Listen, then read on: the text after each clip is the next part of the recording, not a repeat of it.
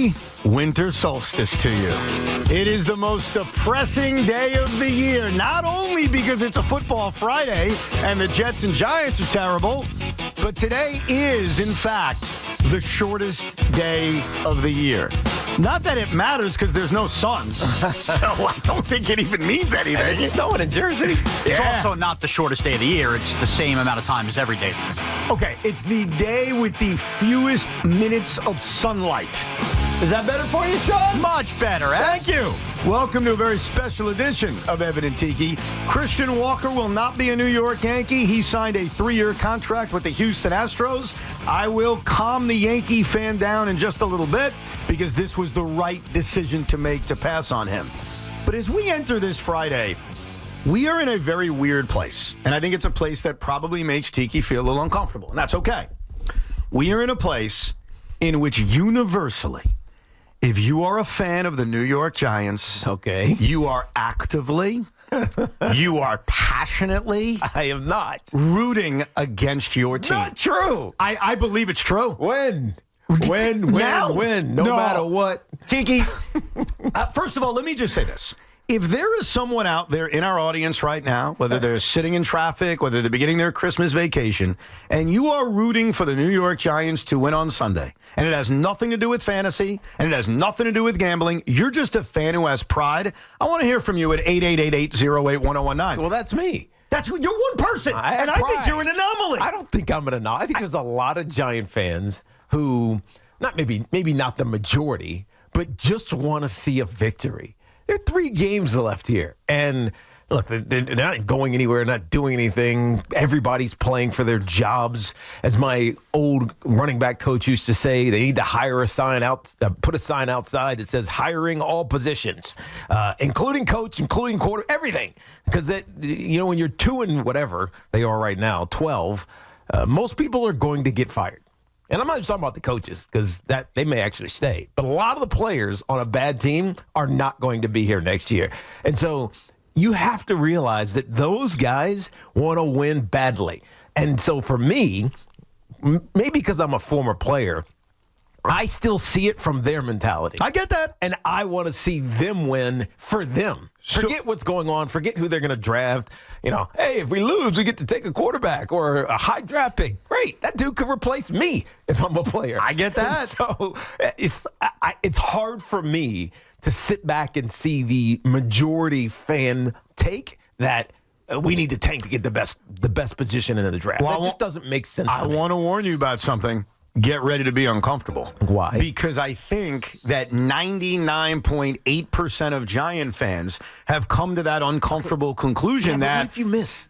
What if you miss? Of course you could miss. One's saying... What if you take Cam Ward and he's just terrible in the NFL? Well, people are getting fired. Of course. That's what happens. Right. Again. So it's like, I don't know. No one's saying, I know what you're saying. No one's saying it's a guarantee. And remember, I'm usually on your side. Yes. A year ago, when the Jets were wrapping up their regular season against the Patriots, I was out here on the radio saying, I want my team to win. It's going to make me feel better, even if I know it hurts my draft status. Here's what's changed. Here's what makes, to me, this game on Sunday really unique. It's unique because of such an extreme difference between winning and losing. In fact, you heard Chris McMonagle. He did a great job on the middays. Chris, you did a great job. Chris said something the other day that was hyperbolic, and he doesn't say hyperbolic things. Suck it! It wasn't even that.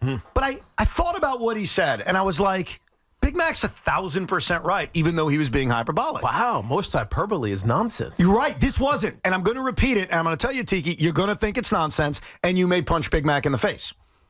I wouldn't do that. Yeah, well, you've experienced losses, so this may bother you. Chris McMonagle uttered a phrase that I think is brilliantly true, and he convinced me of it. If the New York Giants win on Sunday, that will be the worst victory in the history of the New York Giants. Why? And he's right. Because it takes them out of the running to draft Cam Ward. They go from or Shedeur Sanders. Yes, they go from 2 to 8. But it's not 2 to 3. It's not 5 to 7. It's 2 to 8. The reality is, though, any of those guys that you draft, I don't care what position they're playing. left tackle, let's say. Right. We've tried multiple times. Or quarterback, which we tried 7 years ago. Or probably not running back, I would say, in the top 10. But Yeah, we've learned our lesson. D-end, which we did a few years ago. You just don't know. We all know you just don't know, but I think in a franchise's history where they are so desperate to try and find a quarterback, even if they're not right about it, they are clearly going to try and find that franchise quarterback. The difference between picking 1 and 2, which is where they're set up to pick, Yes. and picking 7 or 8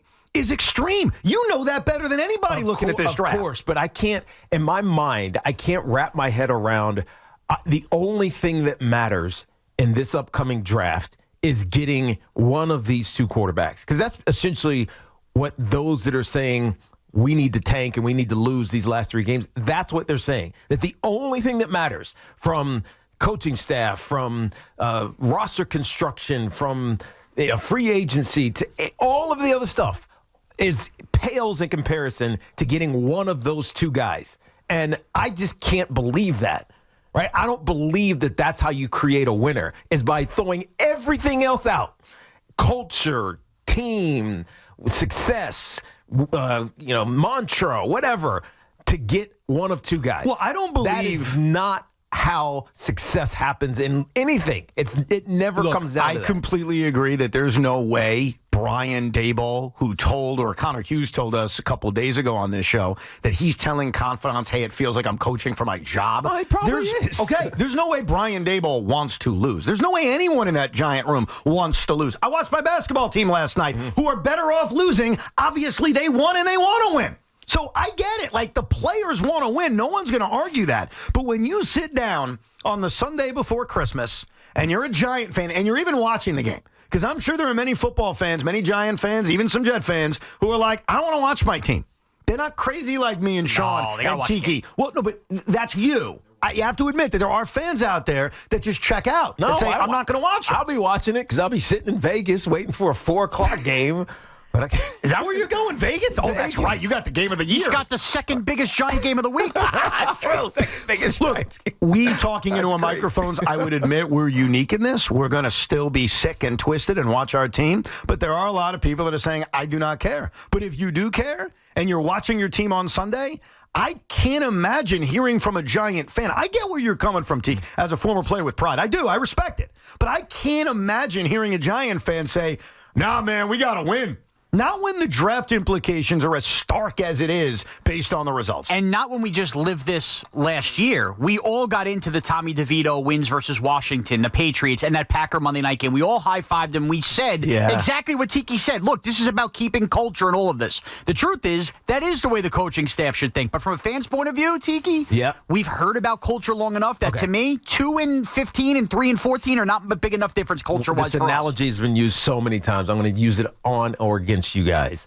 So you guys play the lottery. Oh man, that thing is $3 billion.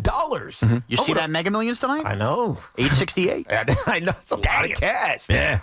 How many people are going to go to the local bodega or just the grocery store and go get a lottery ticket? A lot of people. A lot of people. They already did it. Right. Exactly. And you know what you're doing with that lottery ticket? You're wasting your money.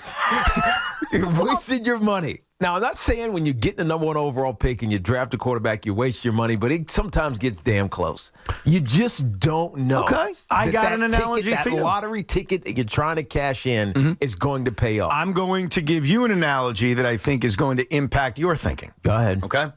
If the New York Giants lose to the Atlanta Falcons on Sunday, and they continue losing, they're going to pick in the top 2, and they're going to take one of these 2 quarterbacks, and I'd be the first to admit, I raise my hand, I have no idea what Cam Ward's going to be. All right. Well, what if they trade back and they get Jalen Milroe because he's a winner? That's probably not going to happen, though. Probably not. Probably not. I'm just. Of course. I'm throwing the alternative scenario out there. But if they lose the final 3 games, they are 99.9999999% selecting a quarterback with that pick. Okay? If they win on Sunday, their booby prize may be acquiring Kirk Cousins a few months later. Nothing. Like, if they're picking 8th in the draft, the odds are there isn't going to be a quarterback for them to take. So it changes the position that you need the most, and acquiring the guy, not to save you, because you're right, it's more than just a quarterback. Yep. It's an organization, and they need a lot on this roster, but it changes everything. And 90% of the time when we have these conversations, I'm on your side. And maybe it's because this is specifically with a quarterback. And this specifically is the difference between picking 2 and picking 8, which to me is so extreme. But I also don't believe that a team, any team, is a player away. You, of all people, Evan. I'm not saying they're a player away. Jet bandana on right now. I can't wait till we get on television and people see you looking all foolish with your red hair. Do you think I look foolish today? No, you look like a super fan. Can you describe to the radio audience what I am wearing today? You have a ugly sweater net shirt on. That is an ugly sweater net shirt. Ugly sweater nets t-shirt, yeah. Ugly sweater. I'm just making sure I wasn't insulting your wardrobe. Ugly sweater nets t-shirt on, which is black, and it has like snowflakes, but then like what is that, like Roblox top at the top. I mean, it's crazy looking.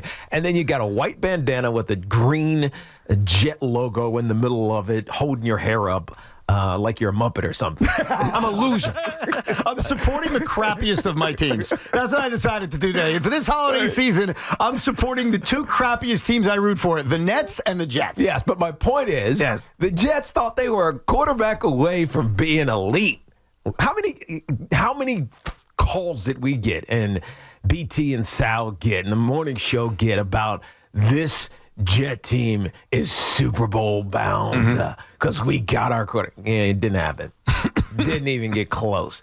The Giants most certainly are not a quarterback away from being a viable / good team. And so I can't roster build saying I need one of these 2 guys. And if I don't get one of those two guys, I'm screwed. I just don't believe that that's the way to success. I know that'd be nice if you had the luxury to do so, but this team has holes. We've seen it. We know it. And if you're all in on the quarterback, you might be taking that lottery ticket and, burning it before you even get a chance. Counterpoint to that, Tiki, because I agree with a lot of what you're saying with all the holes. However, whether it's Joe Shane keeping his job or whether you're going to hire a new GM that comes in here and says we don't have a quarterback to get by, my fear is bridge. You're right. Okay, let's just get a bridge. That sounds sensible. Get a Justin Fields. Until the pressure mounts and these, whoever they are, go, I'm trading up and I'm giving up assets to fill those other holes, and it sets the franchise further back. I'd rather be at the top of the draft and know I'm keeping my second rounder, my first rounder next year, and all of that stuff to fill those holes and take the swing on the quarterback now. All right, let someone else take the swing. And you move back and get draft picks. And then do a bridge. Determine whether or not you want to keep your coach and your general manager after they finish their 4-year contract. And then you decide next year. Like, that's the alternative. I know what people are saying, but we had this conversation a couple of days ago. The timing of the Giants firing their head coach and their general manager is so screwed up with the need for the quarterback, right? If you let them draft the quarterback because they desperately need a quarterback and then they still stink and you fire them, now you've screwed up the quarterback that you just drafted because like Trevor Lawrence and like Zach Wilson and like all these other – no, Zach really didn't have that. Daniel Jones had that. Daniel Jones had it. He had Sam Darnold had it. Yeah. Well, I'm trying to remember now. Yes, Sam Darnold had it, yes. So, like, you screw them up when you fire the coaching staff right after you draft a kid. Doesn't help, that's for sure. It just doesn't help. I'm trying to think of the success when it happened. It just doesn't. Yeah. And so, if there's too many decisions that have to be made with the Giants. And so, to me, I can't sit here and say, lose. Then we'll decide whether or not we're keeping our coach. And then we'll decide whether or not we're going to draft this kid or that kid to play quarterback. And then we'll figure out everything else. There's just too much. The other thing about Sunday's Giants game, because I'm actually fascinated by it. I'm fascinated by seeing how Giant fans are going to react if they shockingly beat the Falcons, especially guys like Sean. I'm fascinated to see Michael Penix Jr. I have not seen him play since watching college highlights on YouTube. Get to see a beautiful lefty throw the rock. And I love that. I'm very biased towards that as a lefty. That's why I said it, because you're a lefty. I loved watching Boomer when I was a kid. I enjoyed watching Michael Vick, Steve Young. I love watching the sexy lefty quarterback throw. Even Tua, I actually defend despite hating the Dolphins. So I'm fascinated by that.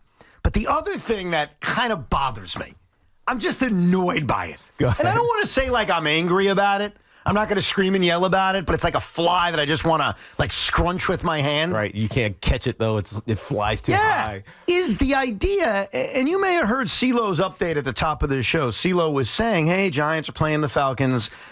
Tommy DeVito has been cleared and will be the backup. The backup? Right. Like, we need to see another week of Drew Lock instead of Tommy DeVito? So am I right? It's almost like I'm not going to even I don't think this is true. Just say it. This is my conspiracy theory. Oh, I love it. This is, all right, we're going to start you, Tommy, and then we're going to have a forearm injury. That sounds good. Forearm injury, right? All right, forearm injury, so you can't play next week. Okay, now, Drew, it's your turn. All right, Drew, now you're going to have a heel injury, so you can't play next week. Nothing serious, but just enough to, like, be plausible. We'll throw a boot on you just in case, right? And so you can't. So, Tommy, you're back. All right, Tommy, you got to go in the concussion. Even though we missed it and you got, crushed and you played 8 more plays or 10 more plays or whatever it is, we're going to take your helmet now and we're going to throw Tim Boyle in there and then you get clear protocol. So Drew, you go back now, right? It's just like it's conveniently an issue. What would be the conspiracy for? No, I have no idea. To annoy us or something? I have no idea. I am not. But doesn't it feel like that? It feels weird. Well, you know what it feels like? It feels like they despise Tommy DeVito. That's what it feels like. And while I'm not like Loogie who thinks he's the next coming, I do want to see him play. No, I don't think they despise him because I think he's like an everyman. So why isn't he starting on Sunday? I don't know. Well, that's my question. I think it's just like, all right, Tommy, you weren't good enough in game 2. Was Drew Lock? All right, Drew, we're going to throw you in there. Oh, man, you were all right, but you weren't really good enough either. All right, Tommy, we're going to throw you back in there. God, man. You stunk for a lot of that game. we had to pull you. All right, Drew, we're going to throw you back in there. It feels like I don't know. I'll tell you something. I know it's injury related, but it's just conveniently injury related. Honestly, if we're judging on the brief amount of tape we've seen of these 3 quarterbacks, and we're like, hey, who's the best player? Tim Boyle. It's the answer is Tim Boyle. Right. It's not even Tommy DeVito or Drew Lock. The problem with Tim Boyle is he's got like a wet noodle arm. Right. And but he's smart. Yeah. Right? He knows what he came in there. He knows what he wants to do with the football. Absolutely. So we are being subjugated to watching Drew Lock again. Now, for you, Sean, maybe that's a better thing because you want the tank. For Tommy, that's got to piss you off. You want to see DeVito. Of course I do. Nobody wants to see Drew Lock play football. Literally nobody. I think we could all agree on that. We can't agree on the tanking or whether we want them to win. we all agree we don't want to see Drew Lock or Tim Boyle. No, we don't want to see Drew Lock, but I think you guys are. Drew Lock's the best of the 3 options. Is he? Yeah, No I've way. come around to that. After watching him play, I think he makes terrible decisions. Right. By the way, that doesn't make him a good quarterback by any means. And he runs. Right, he runs. I just think they're more likely to score more points, even if it's 3 more with Drew Lock playing. You're probably right. You're probably right. Yeah. But I have to take the L, and I didn't think so 3 weeks ago. I don't know about that. Italian fans, how are we feeling going into Sunday? Are we excited for a victory, or have we come to this depressing realization that a loss is best for business? 888-808-1019.